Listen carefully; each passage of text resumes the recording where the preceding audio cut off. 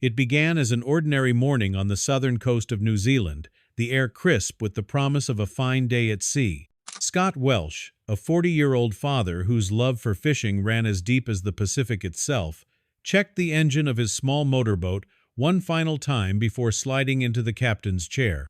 Beside him, his brother Crunar, just 35, broad-shouldered and quick with a joke, stowed the last of their gear: rods, tackle box, cooler, and a thermos of strong coffee. Between them stood Scott's son, Rico, 12 years old today, eyes alight with excitement. The boy had inherited his parents' passion for the ocean, and every freckled smile reflected the thrill of endless possibility. They planned to drift a dozen miles offshore, where snapper and trevilly prowled reefs and kelp beds, fat and eager. Scott raised his voice over the hum of the idling engine. "Ready, Rico?" The boy nodded, heart hammering. Crunar clapped his nephew on the back. "Let's make today unforgettable." The dawn was gentle and forgiving, the sea smooth as glass. By mid-morning they'd already landed half a dozen fish, silvery prizes that sparkled in the sunday. Scott guided the boat with steady hands, while Crunar cleaned the catch and Rico baited his line again, brimming with youthful confidence. Laughter danced across the water as father, brother, and son shared stories of past trips. The time Rico snagged his first big snapper, the morning Scott got seasick so badly he nearly toppled overboard, the day Crunar wrestled with an octopus that refused to let go of his foot. But the ocean is a fickle friend, and that friendship can turn in an instant. It was just before noon when a bank of clouds rolled in from the west, ushered by a stiffening breeze. Scott, scanning the darkening horizon, frowned. "We should think about heading back," he suggested. Yet the haul had been generous, and the wind, though brisk, felt manageable. Crunar hesitated, then tossed a grin. "One more spot?" Rico, watching the rising swells, glanced between the two men. The thrill of the chase ignited something daring in him. "Let's try it," he said, voice bright. They altered course, angling toward a shelf where fish gathered in swirling schools. The boat cut through the waves like a blade. Just as Rico set his rod in its holder and stepped to the rail to admire the churning blue below, the sea betrayed them. A rogue wave, towering and sudden, rose up from nowhere. It struck the boat's side with the force of a battering ram, jolting the vessel on its keel. In an instant, Rico lost his footing. Scott's heart lurched as he saw his son, arms flailing, disappear over the gunwale into a churning cauldron of white water. The world seemed to freeze. Crunar's mug of coffee paused mid-pour. The fish in the cooler scratched the lid in confusion. The sky darkened to a muted gray. Then Rico's cry cut through the air brief, terrified before silence swallowed it. "Rico!" Scott roared, throwing the wheel hard to starboard. The propeller stuttered, then reversed, jolting the boat to a halt.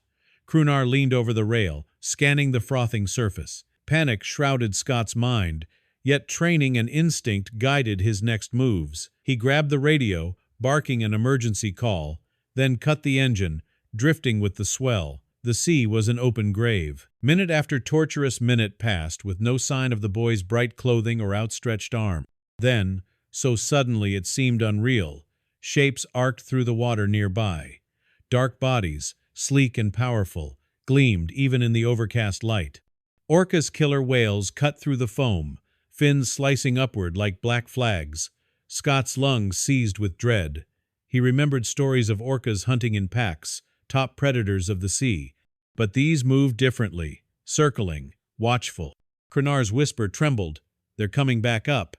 Through the waves, a pale, rounded snout emerged, pushing a small form to the surface. Rico, exhausted and drenched, clung to the orca's pectoral fin. The whale lifted him gently, tilting him until his mouth cleared the water's edge. Scott and Crunar leaned over until Scott caught hold of Rico's sleeve and hauled him aboard in a single motion.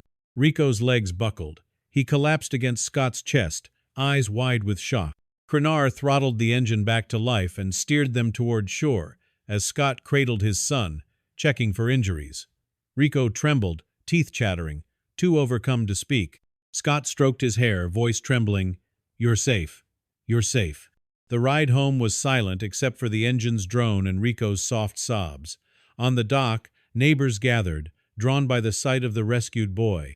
They clustered around as Scott lifted Rico from the deck, voice thick. "He's okay. They saved him." Word spread like wildfire. Fishermen claimed orca rescues were myth. Marine biologists called it extraordinary, an unrecorded act of cetacean compassion. The news traveled beyond New Zealand, capturing headlines worldwide.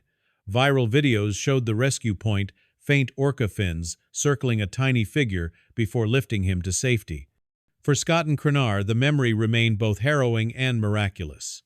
Rico recovered with a few bruises and chills from prolonged immersion. He spoke little of the rescue, eyes bright whenever he recounted the whale's gentle snout. "It felt like he was telling me, 'I've got you,'" Rico said later, voice hushed. In the weeks that followed, Scott took every possible precaution. Life jackets for Rico at all times, safety nets strung low along the rails, radio lined on emergency channels.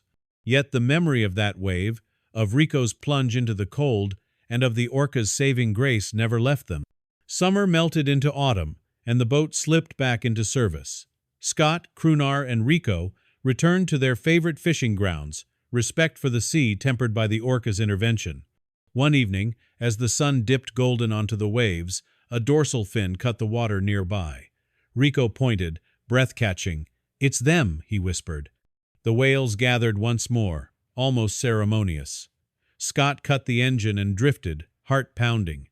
Orcas circled the boat, curious watchers rather than rescuers. Rico stood at the rail, eyes shining. "Thank you," he murmured. In that hush, father and son shared a glance of awe and gratitude. The ocean had turned from hunter to guardian in a heartbeat. Their lives, once measured by catches and dawns, would forever be marked by a single moment of mercy, when a family of killer whales, creatures of lore and power, chose to save a boy in peril. Back on land, they honored the whales in their own way. A small plaque by the marina told the tale, "In gratitude for those who watch over us," on waves both gentle and fierce. The story of Rico's rescue became legend, an enduring reminder of nature's hidden depths of compassion and mystery. And every time Scott set out to sea with Crennar and Rico, the boys' laughter carried an undercurrent of wonder. They had been spared by the guardians of the deep, a family of orcas whose impulse to protect transcended species. In the vast realm of the ocean, they discovered that heroism might wear fins and bear no banner, yet its impact could reshape lives in a single, unforgettable moment. In the end, the sea remained as unpredictable as ever. Yet for those three on that little boat, gratitude reigned supreme.